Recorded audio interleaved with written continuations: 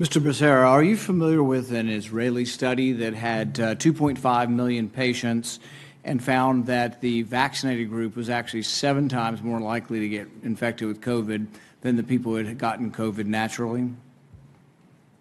Senator, I'd have to get back to you on that one. I'm not familiar with that study. Well, you think you might want to be if you're going to travel the country insulting the millions of Americans, including NBA star Jonathan Isaac, who have had COVID, recovered, look at a study with 2.5 million people and say, well, you know what? It looks like my immunity is as good as a vaccine or not. And in a free country, maybe I ought to be able to make that decision. Instead, you've chosen to travel the country calling people like Jonathan Isaac and others, myself included, flat earthers. We find that very insulting, goes against the science. Are you a doctor or a medical doctor? I've worked over 30 years on health policy. You're not a medical doctor. Do you have a science degree? And yet you travel the country calling people flat earthers who have had COVID, looked at studies of millions of people, and made their own personal decision that their immunity they naturally acquired is sufficient. But you presume somehow to tell over 100 million Americans who have survived COVID that we have no right to determine our own medical care. You alone are on high, and you've made these decisions, a lawyer with no scientific background, no medical degree. This is an arrogance coupled with an authoritarianism that is unseemly and un-American. You, sir, are the one ignoring the science. The vast preponderance of scientific studies, dozens and dozens, show robust, long-lasting immunity after COVID infection. Even the CDC does not recommend measles vaccine if you have measles immunity. The same was true for smallpox. But you ignore history and science to shame the flat earthers, as you call them.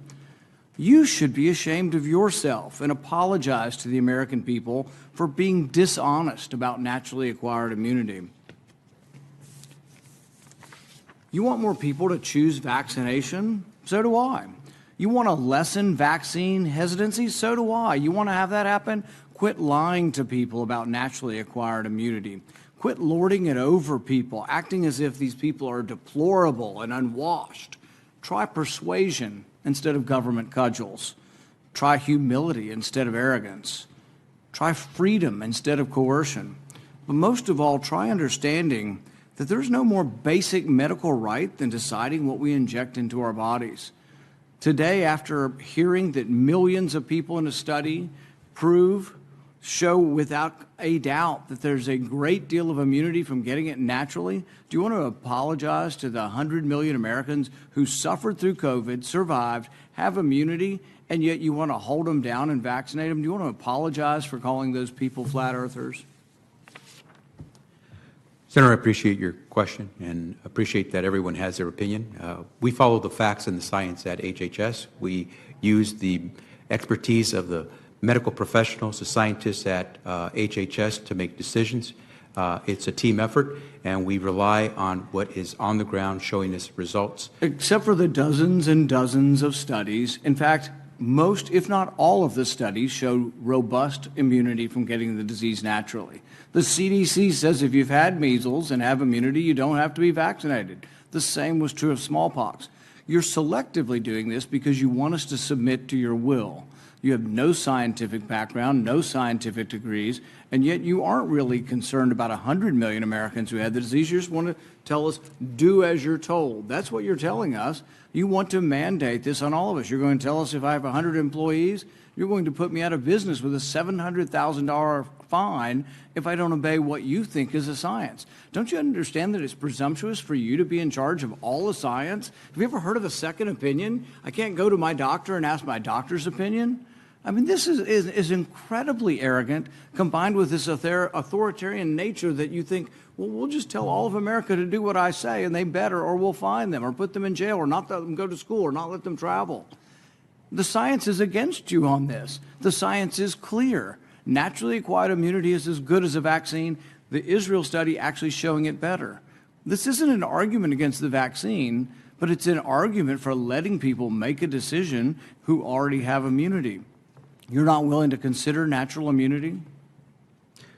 Senator, our team has reviewed every study that's out there on COVID, whether it's from Israel, from the U.S., or wherever else.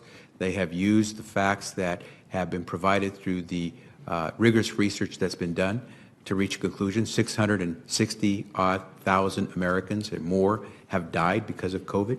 We're trying to do everything we can to save as many as possible. We're using the facts, we're following the science, and following the law. Nobody's arguing the severity of this, but you are completely ignoring the science on natural immunity. So's Fauci, so's the whole group. You're just ignoring it because you want submission. You want everybody just to submit to your will, do as you're told, despite the evidence, the large body of scientific evidence that says naturally acquired immunity does work, is an important part of how we're all going to recover from this. So's the vaccine. But when you add them together, we're at a much different place than if you ignore them. 100 million Americans, by conservative CDC estimates, have had the disease. 200 million or more now have been vaccinated. It's a good thing. Combined together, it's how the disease is. Nobody wants to get the disease. We're not advising anybody to get the disease. But if you were unlucky enough to get it, think of the nurses and doctors and orderlies who all bravely took care of COVID patients.